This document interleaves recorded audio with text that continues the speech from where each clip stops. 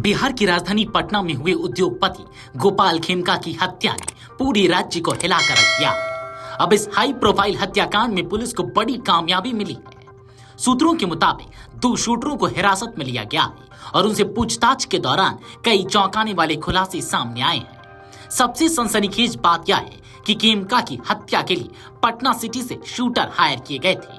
इनमें से एक ने ही गोपाल खेमका के सिर में गोली मारी थी। इस पूरे मामले में बिहार पुलिस और एसटीएफ की टीम एक साथ काम कर रही है। राज्य के पुलिस महानिदेशक यानी कि डीजीपी विनय कुमार ने कहा कि जल्द ही इस केस का उद्भेदन कर लिया जाएगा। पुलिस सूत्रों के मुताबिक हत्या करने वाले मुख्य शूटर का नाम विजय है। उस पर पहले से ही हत्या के 3 केस दर्ज हैं। विजय इस वक्त फरार है, लेकिन उसकी तलाश तेज कर दी गई है।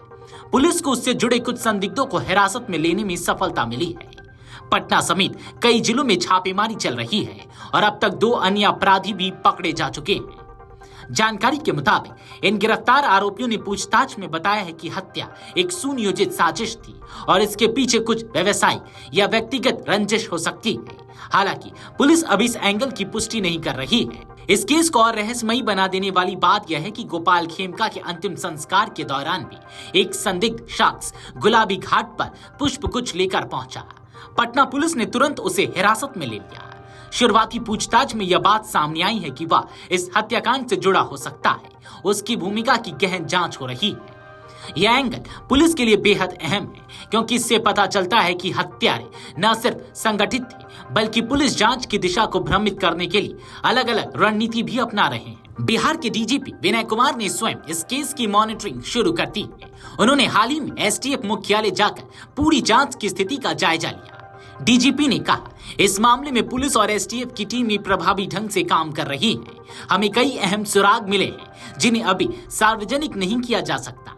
हम जल्द इस हत्याकांड का पर्दाफाश करेंगे। पुलिस सूत्रों के अनुसार गैंग वॉर, जमीन विवाद और व्यावसायिक दुश्मनी, इन 3 संभावनाओं पर गंभीरता से जांच की जा रही है। इस हत्याकांड को लेकर सबसे चिंताजनक और विवादास्पद पहलू यह है कि गोपाल खेमका को पहले से पुलिस सुरक्षा मिली हुई थी। 2018 में उनके बेटे गुंजन खेमका की हत्या के बाद उन्हें एक अंगरक्षक प्रदान किया गया था, लेकिन अप्रैल 2024 में उनकी सुरक्षा हटा दी गई और यहीं से सवाल उठने लगे हैं। आखिर क्यों हटाई गई सुरक्षा? क्या उन्हें पहले से कोई खतरा नहीं था? क्या पुलिस ने खतरे की अनदेखी की? डीजीपी ने कहा कि सुरक्षा हटाने के निर्णय की भी जांच की जा रही है और यदि इसमें कोई लापरवाही पाई गई तो सख्त कार्रवाई होगी। हत्या के तरीके और इसके बाद के घटनाक्रम से संकेत मिलते हैं कि यह एक सुनियोजित और पेशेवर तरीके से की गई हत्या थी। खेमका को बहुत नजदीक से गोली मारी गई थी, जो सीधे उनके सिर में लगी। यह दर्शाता है कि शूटर न सिर्फ प्रशिक्षित थे, बल्कि उन्हें पूरी योजना की जानकारी थी। पुलिस इस एंगल से भी जांच कर रही है कि कहीं यह किसी बिजनेस डील या जमीन विवाद से तो नहीं जुड़ी है, क्योंकि खेमका का नाम बिहार के प्रभावशाली उद्योगपतियों में शुमार था। इस हत्याकांड ने राज्य की कानून व्यवस्था पर भी सवाल खड़े कर दिए हैं। विपक्षी नेताओं ने राज्य सरकार पर आरोप लगाया है कि अपराधी बेखौफ हैं और सरकार नाकाम। वहीं सरकार का कहना है कि जांच पूरी गंभीरता से हो रही है और जल्द ही न्याय सुनिश्चित किया जाएगा। गोपाल खेमका की हत्या केवल एक व्यक्ति की नहीं, बल्कि बिहार की कारोबारी और सामाजिक सुरक्षा प्रणाली पर भी गहरा हमला है। अब जब पुलिस के हाथ कुछ ठोस सुराग लगे हैं और 2 शूटरों को हिरासत में लिया गया है, तो उम्मीद की जा रही है कि जल्द ही इस केस से जुड़ा बड़ा खुलासा होगा। लेकिन असली सवाल यह है कि क्या पुलिस सुरक्षा हटाना एक चूक थी या साजिश का हिस्सा, और क्या यह हत्या बिहार में संगठित अपराध के फिर से पैर पसारने का संकेत है।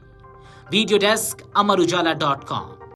अगर आप ये वीडियो YouTube पर देख रहे हैं तो हमारे चैनल को सब्सक्राइब कर बेल आइकन दबाएं और Facebook पर देख रहे हैं तो हमारे पेज को लाइक करें।